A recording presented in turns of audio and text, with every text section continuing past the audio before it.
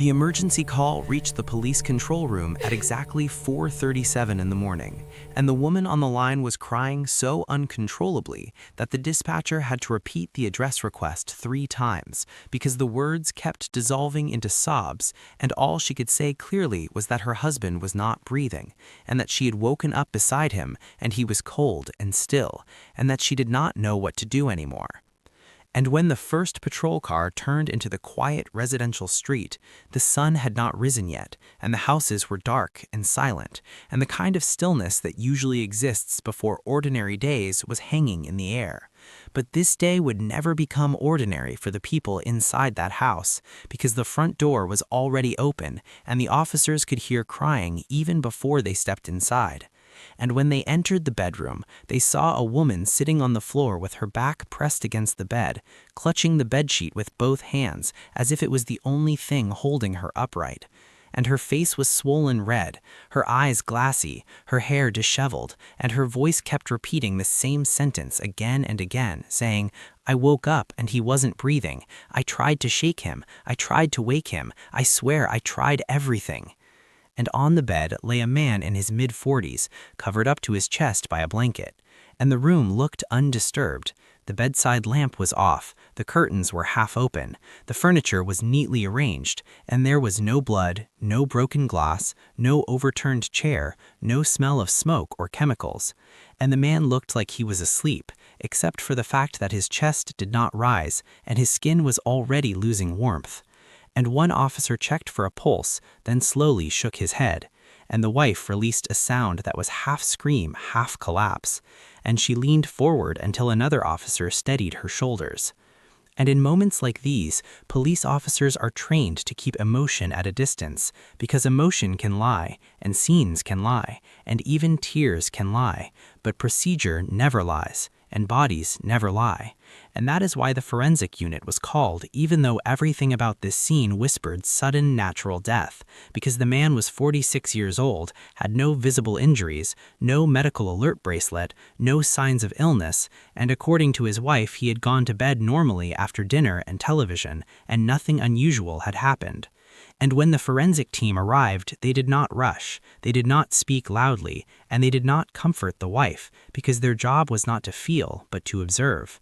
And the lead forensic examiner began with temperature measurements, estimating time of death somewhere between 2 and 3 in the morning, which matched the wife's statement that she had woken up at 4 and found him unresponsive. And that alignment alone could have closed this case quickly, if not for the fact that science does not accept alignment without scrutiny. And as the examiner leaned closer to the man's face, he noticed something subtle, something so small that most people would never notice it. And the man's eyes were partially open, and the whites appeared slightly more prominent than expected. And when the eyelids were gently lifted, tiny red dots became visible, scattered across the sclera, and they were faint but unmistakable, petechial hemorrhages, which often appear when blood vessels rupture due to pressure changes or oxygen deprivation. And on their own they proved nothing, but in context they demanded attention. And the wife was asked to move to the living room while the examination continued, and there she sat, wrapped in a blanket, answering questions between controlled breaths, repeating that their marriage was happy, that there had been no arguments, no stress, no financial trouble, no reason for anything bad to happen. And she cried again when she said that, and neighbors would later say she looked devastated, genuinely broken. And the body was transported for autopsy with the wife watching silently as the stretcher rolled away, and police officers left believing this would likely be ruled a natural death within days. But the forensic team did not leave with that confidence, because sudden deaths without explanation demand patience, and patience is the most dangerous enemy of a hidden crime. The autopsy was scheduled for the next morning, and when the body was placed on the stainless steel table under the bright white lights of the examination room, it still carried the illusion of peace because there were no visible injuries, no bruises, no cuts, no needle marks, and nothing that would immediately alarm an untrained eye. And this is exactly how many carefully planned deaths are designed to look, because violence attracts attention, while silence invites assumptions. And the medical examiner began the procedure slowly, documenting every external detail, noting the height, the weight, the age, the lack of scars, the absence of defensive wounds, and even the fingernails, which were clean and unbroken, suggesting no struggle had occurred. And then attention shifted inward, because when answers are not found on the surface, they are usually hidden beneath it. And the chest cavity was opened, and the heart was examined first, because sudden deaths are often blamed on cardiac events. But the coronary arteries showed no significant blockage, no signs of infarction, no rupture, no clot, and the heart muscle itself appeared healthy for a man of his age and lifestyle.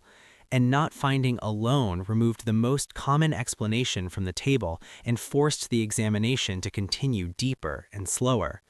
And when the lungs were removed, they felt heavier than expected, and when weighed, they exceeded normal limits, and when cut open, fluid seeped out, indicating pulmonary edema, which can occur naturally but also appears in cases involving oxygen deprivation, poisoning, or respiratory failure.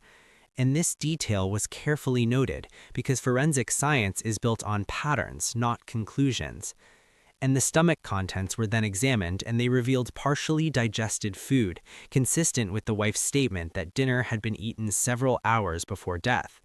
And there was no unusual smell, no pill fragments, no corrosive damage to the lining, and nothing that suggested ingestion of a common poison.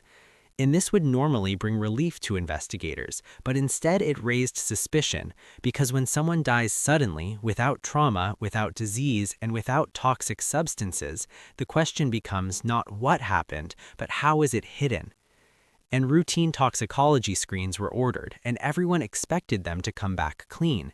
And 2 days later, they did, showing no alcohol, no narcotics, no sedatives, no pesticides, no household poisons.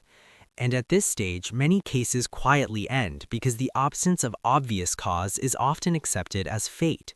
But this case refused to settle because one small detail kept returning to the examiner's mind: the petechial hemorrhages in the eyes.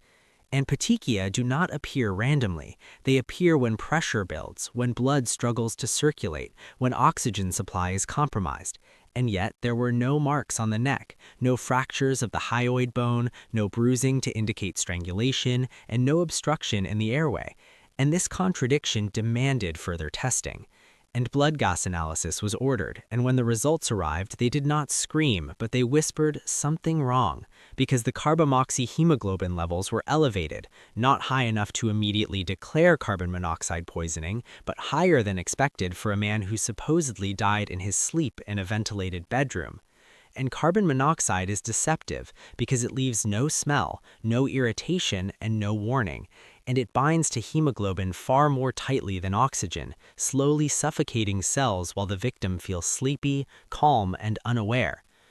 And investigators returned to the house, not with accusations, but with curiosity, because curiosity is the sharpest forensic tool. And the wife greeted them with tired eyes and a voice that sounded hoarse from days of crying. And she welcomed them in and answered questions patiently. And the bedroom was examined again, more carefully this time, and nothing had changed. The bed was made, the window was slightly open, and the wife explained she liked fresh air at night. And this detail was accepted without comment until one investigator noticed the fan positioned at the foot of the bed, facing directly toward where the husband's head would have been. And this was unusual because fans are typically placed to circulate air around a room, not to direct it at a single breathing zone. And the wife shrugged and said her husband liked the airflow on his face while sleeping. And again, this explanation was plausible, and plausibility is the camouflage of guilt. And the fan was taken to examination not because it looked suspicious, but because in forensic work, ordinary objects often carry extraordinary secrets. And back at the lab, the fan was disassembled, and inside the casing, beneath the motor, a thin residue was found, barely visible to the naked eye. And when swabbed, it revealed carbon-based particulate matter, not dust, not household debris, but residue consistent with combustion byproducts. And this finding raised eyebrows because there was no fireplace, no heater malfunction, and no sign of burning inside the house. And investigators expanded their search to the garage, and there they found a portable gasoline-powered generator pushed neatly against the wall, cleaned thoroughly, wiped down to remove fingerprints and dust. And this cleanliness itself was suspicious, because machines used outdoors rarely look untouched. And a swab taken from under the oil cap revealed fresh residue, indicating recent use. And generators produce carbon monoxide when running, and if used in an enclosed space, the gas accumulates quickly and silently. And investigators began to reconstruct possibilities, not accusations. And they noted that a generator could be run briefly in a garage and its exhaust redirected using tubing. And when they searched further, they found flexible tubing hidden behind stacked storage boxes, wiped down but not perfectly. And forensic fibers do not lie, because microscopic threads from the bedroom bedsheet were found clinging to the inside of the tubing, likely transferred by airflow and contact. And this discovery shifted the case from uncertain to deliberate, because fibers do not travel on their own, and carbon monoxide does not navigate itself into a bedroom. And when confronted with these findings, the wife cried again, harder this time, and said she had no idea how the generator could have been used. She said someone must be trying to frame her. She said maybe the neighbors, maybe someone else, and she said she had been too grief-stricken to notice anything unusual. And police did not argue, because arguments close doors and evidence opens them. Instead, they requested her phone records and internet history, and when the digital forensic report came back, it showed late-night searches made between 12:40 and 1:15 in the morning, asking how long carbon monoxide takes to kill, whether carbon monoxide has a smell, and whether death from carbon monoxide can look natural. And when asked about these searches, she said she had been anxious because her husband had complained of dizziness earlier in the week, and she wanted to understand symptoms. And this explanation again sounded reasonable, until timestamps revealed that the searches occurred while her husband was asleep beside her. And anxiety does not usually strike in the middle of the night with questions about undetectable death. And the forensic narrative was becoming clearer, not because of one piece of evidence, but because of how all the pieces aligned. The wife cried beside the body, and everyone believed her grief, but science had begun to notice the air itself. And air carries truth silently and relentlessly, and it does not forget the path it traveled. When investigators returned to the lab with the fan tubing, generator, and bedding samples, the case shifted from suspicion to reconstruction because forensic science does not rely on confessions. It relies on physics, chemistry, and patterns that repeat regardless of emotion. And the lead forensic analyst began mapping airflow behavior inside a closed bedroom, noting window position, fan direction, bed height, and sleeping posture, because carbon monoxide does not drift randomly. It follows pressure gradients and directional currents. And when simulations were run, it became clear that even a low concentration of exhaust gas, if directed continuously toward a sleeping person's breathing zone, could raise carboxyhemoglobin levels slowly enough to avoid triggering panic while still causing lethal hypoxia over time. And this explained why the husband had no signs of struggle, because carbon monoxide victims often fall asleep peacefully and never wake. And this also explained the subtle petechial hemorrhages, because oxygen deprivation causes vascular pressure changes that rupture tiny capillaries, especially around the eyes. And when the forensic team examined the pillowcase again under alternate light sources, a faint discoloration became visible, almost invisible to normal vision, but unmistakable under chemical enhancement.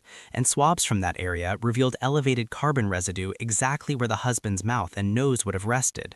And this was a critical finding, because carbon monoxide does not stain surfaces unless concentrated and prolonged exposure occurs, and this meant the gas had been deliberately delivered to that exact location. And investigators compared the residue pattern on the fan blades and found a matching distribution, confirming airflow direction and duration, and the wife's story that the fan was used for comfort collapsed under the weight of airflow science, because comfort does not require precision targeting. and investigators then examined the garage floor and discovered microscopic soot particles embedded in small cracks near where the generator had been stored, and these particles were chemically matched to the residue found in the fan and tubing, proving a direct link between the generator and the bedroom environment. And still, the wife denied involvement, insisting she had no knowledge of how any of this could have happened, and she maintained her composure during interviews, switching between tears and calm explanations. But forensic psychology teaches that consistency is often rehearsed and truth stumbles, and investigators noticed that while her emotional responses were dramatic, her factual answers were rigid, unchanged, and perfectly aligned every time. And this rigidity raised concern because real memory is imperfect, while fabricated narratives are often repeated word for word. And police then examined surveillance footage nearby streets, and while there were no cameras inside the home, one neighbor's security system captured footage of the garage door opening briefly around 1:30 in the morning and closing again 15 minutes later, and the wife claimed she had been asleep during that time and that her husband had not left the bed. And this contradiction mattered because generators do not move themselves and carbon monoxide does not schedule itself. And investigators then requested financial records and phone metadata, not to establish motive, but to understand context, and they discovered frequent late-night calls and messages between the wife and another man, saved under a false contact name. And these messages revealed plans, discussions, frustration, and references to wanting freedom and a life without complications. And while motive alone does not prove murder, it explains intent, and intent gives meaning to method. And forensic teams avoid speculation, but when evidence aligns across physical, chemical, digital, and behavioral domains, the picture becomes impossible to ignore. And the wife was brought in for a formal interrogation, and this time the room was quiet. The evidence was presented slowly, not as accusations, but as facts, and when she was shown the airflow simulation, her expression changed subtly, not shock, not anger, but recognition, because recognition is the moment when someone realizes the truth has escaped containment. And she asked how they could be sure, and the forensic analyst explained that carbon monoxide binds to hemoglobin 200 times more readily than oxygen, and once bound, it prevents oxygen delivery to tissues, causing cellular suffocation, and that prolonged exposure, even at low levels, can be fatal, especially during sleep, and that the body's natural response is drowsiness, not alarm, and that this is why victims rarely wake. And the wife listened silently and then cried again, but this time her crying was quieter, controlled, almost performative. And when asked about the generator, she said she had bought it months earlier for emergencies and never used it. And when shown residue analysis, she said she did not understand science and could not explain it. And when asked about the tubing, she said it must have been left by previous owners. And when asked about the searches, she said she had anxiety. And when asked about the affair, she denied it until shown messages. And then she said love makes people say foolish things. And the interrogation continued for hours, and still she denied responsibility, because denial is easier when one believes evidence is circumstantial. And investigators knew that what they had was overwhelming, but they needed one final confirmation, not for court, but for certainty. And that confirmation came from an unexpected place when forensic entomologists examined the body again, because insects respond to environmental conditions, and their activity patterns can reveal exposure timelines. And they noted delayed insect activity inconsistent with the typical indoor natural death, and consistent with altered air composition, which further supported carbon monoxide exposure. And this detail, while subtle, reinforced the reconstruction. And at this point, police had enough to arrest the wife, not because she cried, not because she lied, but because the air itself had recorded her actions, and forensic science had learned to read it. And when officers returned to her home with an arrest warrant, she did not resist, she did not scream, she did not collapse. She simply asked one question: how long had it taken? And when told approximately an hour, she closed her eyes and nodded. And in that moment, the crying widow disappeared and was replaced by someone who had measured time and airflow and silence and believed she could outsmart nature itself. And she was wrong, because nature leaves traces even in the quietest deaths, and science knows how to find them.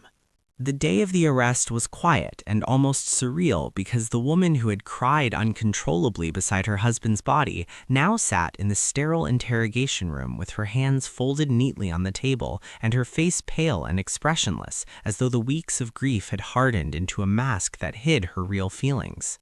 And the lead detective began presenting evidence not as accusation, but as sequence-by-sequence narrative, starting with the generator, the hidden tubing, the fan, the chemical residue on the pillow, the airflow analysis, and the fiber transfer from the sheet to the tubing, and the timestamps of the internet searches about carbon monoxide exposure, and the phone messages indicating an affair. And the investigator watched her carefully for reaction, and she cried softly at first when reminded of the man she had loved, and then her crying stopped, and her eyes went blank, and she asked how they could prove anything beyond reasonable doubt. And the forensic analyst explained that each piece of evidence was independent yet interconnected, and when combined, it created a timeline that could not be denied, because physics does not lie, chemistry does not lie, airflow does not lie, and microscopic fibers do not lie. And she listened silently as the investigator laid out the reconstruction, showing that the generator had been used in the garage producing carbon monoxide, which had been routed through the tubing to the fan, which had been positioned to blow the lethal gas directly at her husband's face as he slept, and that the pillowcase residue confirmed prolonged exposure at the exact location of his breathing zone, and that the elevated carboxyhemoglobin levels in his blood confirmed the mechanism of death, and the absence of trauma confirmed the quietness of the act. And even the insect activity on the body indicated an altered indoor environment consistent with poisoning, and the fiber transfer indicated physical interaction with the tubing. And yet, for every piece of scientific evidence, she remained silent or offered plausible deniability or shrugged or claimed ignorance, and the investigators watched her closely because forensic psychology teaches that silence under overwhelming proof often precedes breakdown or confession. And after hours of presentation of method and motive, she finally spoke in a voice that was calm, controlled, monotone, and admitted that she had wanted freedom, she had wanted life without him, she had feared confrontation, she had resented him, and she had begun an affair. And she had thought about ways to end the marriage, and then the statement turned to full admission that she had arranged everything meticulously, using the generator, the tubing, and the fan to produce carbon monoxide slowly and silently, while she maintained the appearance of grief, because she believed tears would protect her from suspicion, and she had never imagined that the air itself could betray her. And when asked why she did not leave the house or tamper with evidence more dramatically, she said she wanted the death to look natural, she wanted the body to appear peaceful, because she believed that guilt was easier to hide when everything seemed ordinary. And investigators noted her attention to detail in describing how she placed the fan, adjusted the tubing, ensured airflow alignment, and tested the generator for quiet operation, and then removed fingerprints and cleaned surfaces. And she spoke about every minute step as though rehearsed, and forensic science responded, because every action left traces, whether chemical, microscopic, or digital, and even emotion can leave its mark, but in this case the physical evidence had done the talking. And she began to cry again, not out of grief, but out of realization that methodical execution does not equal invisibility, and that every microgram of residue, every microscopic fiber, every time-stamped search, and every shifted airflow had been recorded and reconstructed, and that the truth had emerged from silence. And she described the night in full detail, her plan to wait until her husband was asleep, her calculations of exposure time based on generator output, her estimation of fan direction and room size, her understanding that carbon monoxide binds to hemoglobin without warning, and that even minor miscalculations could have exposed her or left her husband in distress rather than peaceful death. And investigators noted her precision of her confession, because often perpetrators exaggerate or forget, but here the confession aligned perfectly with the forensic reconstruction from the lab alone. And when asked why she had cried beside the body, she said it was instinct. It was the act of pretending grief to maintain her cover. It was part of the performance. She had understood that tears could overlook inconsistencies, and she had relied on them completely. But forensic science does not overlook. It records and analyzes and questions and reconstructs, and she now understood that sobs could not erase fibers, carbon monoxide cannot hide from gas analyzers, and airflow cannot escape simulation. And the interrogation continued, with the investigators asking about every detail of preparation, about the messages exchanged, about her motive, about her intent, about what she had thought would happen and what she had not foreseen, and she answered each in detail, describing emotions, calculations, and timing with clinical accuracy, as though describing a project plan rather than a crime.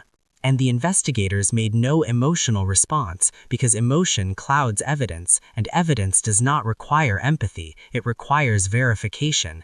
And when she was asked about the generator residue, she explained how she wiped surfaces, how she used gloves, how she avoided fingerprints, and yet the residue was found because it is nearly impossible to eliminate every particle from the environment, and forensic science specializes in finding what is nearly invisible.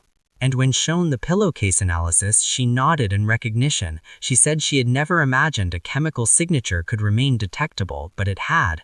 And when asked about the fiber transfer from the sheet to the tubing, she described her attempt to avoid contact and how she had failed, even with meticulous cleaning.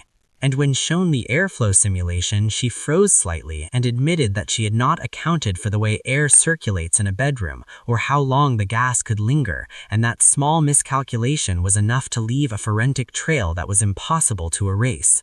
And investigators watched carefully because they had learned long ago that confessions confirmed by evidence are the most powerful narratives in court.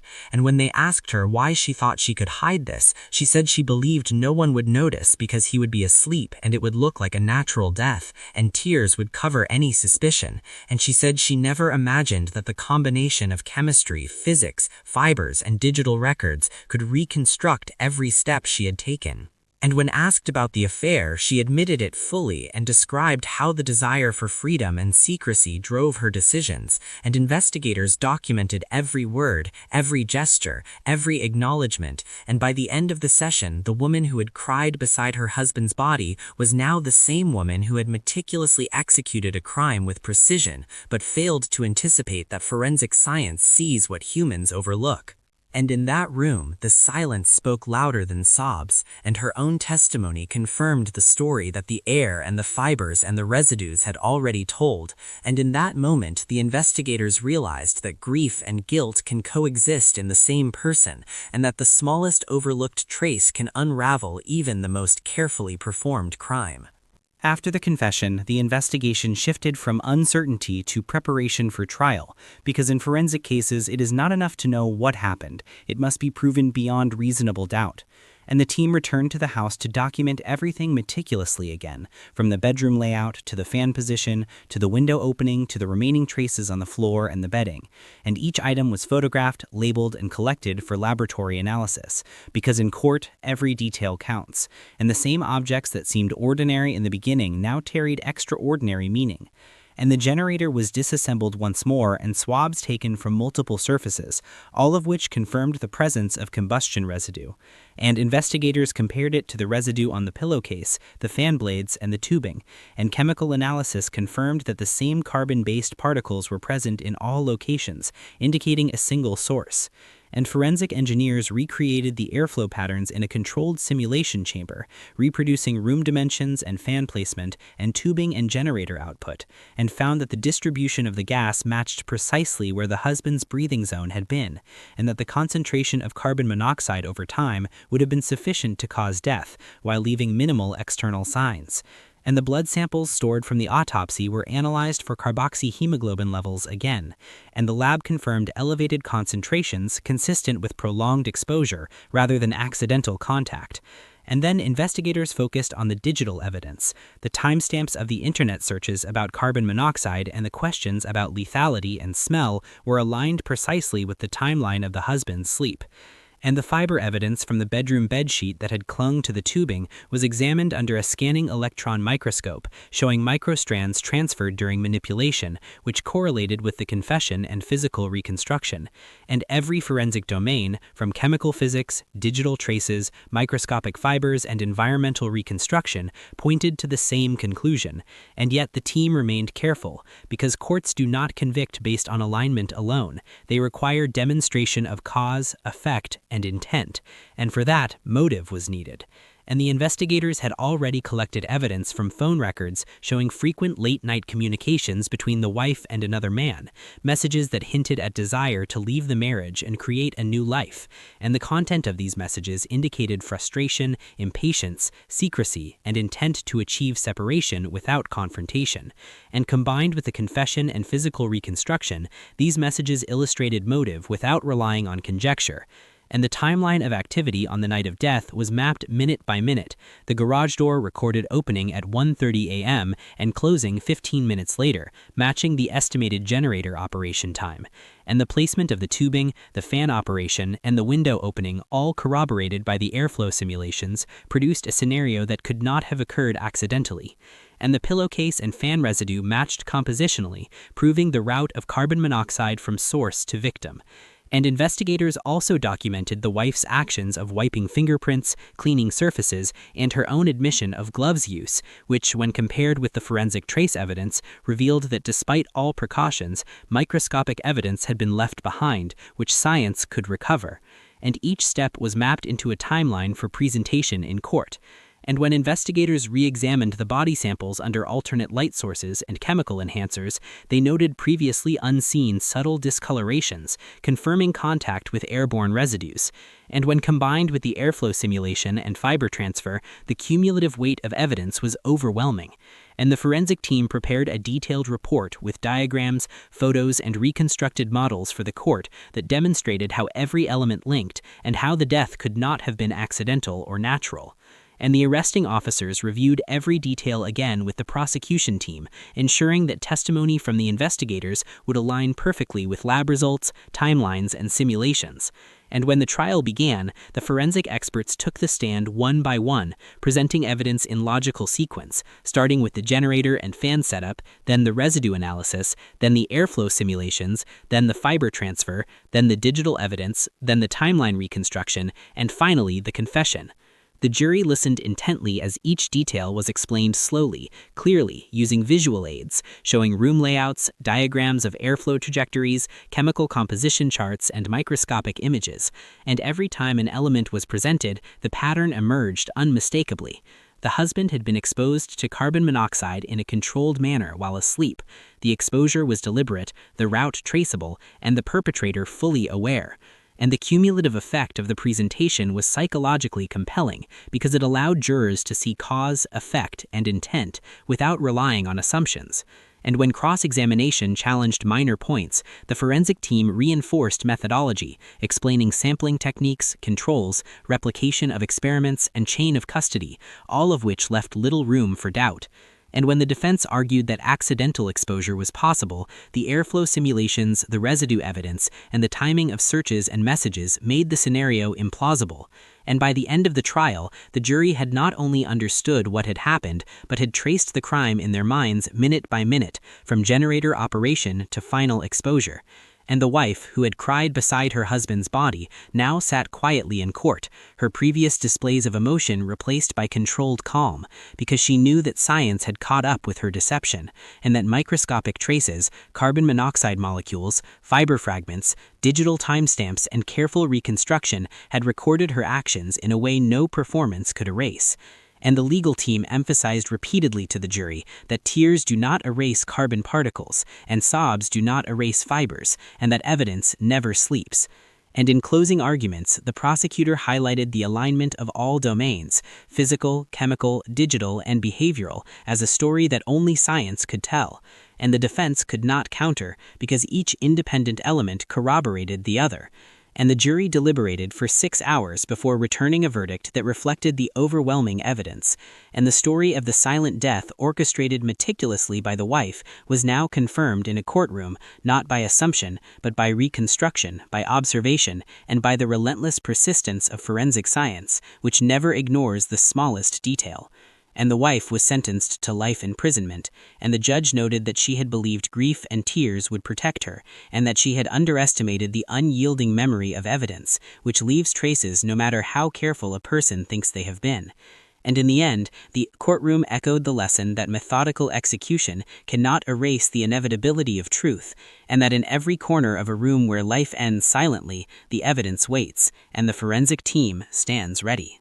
After the verdict, the case was reviewed in detail by senior forensic analysts as part of ongoing quality assurance and training, because cases like this serve as lessons for how civil evidence can reveal the truth long before confessions and courtroom arguments. And the team meticulously documented every step from the initial emergency call to the final courtroom presentation, noting how the first observation of the wife's behavior, the initial temperature readings, the unusual petechial hemorrhages in the eyes, and the microscopic fiber transfers all contributed to building a timeline of the night in question. And they emphasized that what seems like ordinary objects in the bedroom, the fan, the tubing, the generator, the pillowcase, actually held extraordinary information if examined carefully. And this case became an exemplar for demonstrating how multiple forensic domains, chemical analysis, airflow physics, digital forensics, fiber microscopy, environmental reconstruction, can converge to tell a single, coherent story.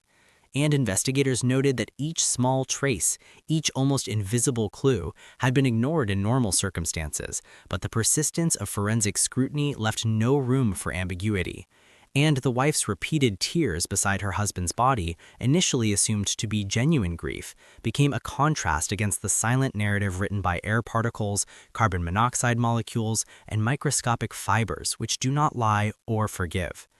And the case files included photographs of the fan blade with carbon residue under alternate light, close-up images of fiber strands from the pillowcase and tubing, airflow simulation diagrams showing the precise path of lethal gas toward the victim's breathing zone, chemical charts of carboxyhemoglobin levels, and timestamps from digital devices showing searches about carbon monoxide lethality, which together constructed an irrefutable chain of events. And the lead forensic analyst highlighted how each independent piece of evidence reinforced the other, creating a web that proved not only method but intent. And the investigators reflected on the psychological aspect of the wife's behavior, noting that people often assume that tears, visible distress, and rehearsed explanations can mask guilt, but the environment itself cannot be deceived, because physics, chemistry, and biology all record actions in ways humans cannot control. And this principle became central in training new forensic recruits to never accept appearances at face value. And the courtroom presentation was reviewed in detail, noting that jurors responded most strongly not to dramatic confessions, but to the clear demonstration of reconstruction, the alignment of traces, and the unbroken narrative connecting generator operation to carbon monoxide exposure, to death, and finally to confession, emphasizing that evidence must always be contextualized and reconstructed scientifically rather than relying on assumptions. And the forensic team archived the full case with every sample preserved for potential future review, including swabs from the fan, pillowcase, tubing, generator parts, the clothing of the deceased, and digital records to ensure that the chain of custody remained unbroken and that future developments could be cross-referenced against the preserved data. And during interviews with police officers involved, they reflected on the importance of patience, because initial appearances had suggested natural death, the wife's tears seemed genuine, and no obvious trauma was visible. And yet only through meticulous attention to subtle cues, cross-domain analysis, and simulated reconstructions was the truth revealed. And the lead detective emphasized that every minute detail mattered, from the precise orientation of the fan, to the timing of the garage door opening and closing, to the microscopic transfer of fibers, and the faint chemical residue found in a single corner. And all of these details together demonstrated that no crime, however carefully planned, can escape the combined scrutiny of science and law enforcement. And in the final days before sentencing, the prosecution team prepared visual aids showing step-by-step reconstructions, airflow diagrams, chemical residue comparisons, fiber transfer images, and digital timelines, which were presented in court to make the science accessible to the jury while preserving technical accuracy. And after the verdict was announced, the courtroom remained silent for several moments as the jury left, the wife was escorted out, and the forensic team reflected on how evidence never sleeps and that every action leaves a trace waiting to be interpreted. And for viewers and aspiring investigators alike, this case became a paradigm of forensic patrol synergy, the power of patience, and the inevitability of truth revealed through science and observation. And every night when new recruits reviewed the case files, the lesson was clear. A covered body, a few tears, and the appearance of normalcy are no match for methodical examination. Forensics never looks away, and every detail, no matter how small, can tell a story that leads to justice. And as the investigation files were closed and archived, the message was made clear for the audience of this story. Even the quietest crime leaves a trace, and science will read it patiently and relentlessly. And the legacy of this case continues to inspire professionals and laypeople alike to understand that the combination of police diligence and forensic precision is unstoppable, and that truth can be reconstructed from silence, residues, fibers, airflow, digital footprints, and meticulous observation. And with that, the story ends, but the lessons remain eternal. If you were shocked by how tiny traces revealed the whole truth, hit subscribe for more unbelievable forensic stories. Comment below, could you have guessed how science caught her? Turn on notifications so you never miss a case where evidence never sleeps.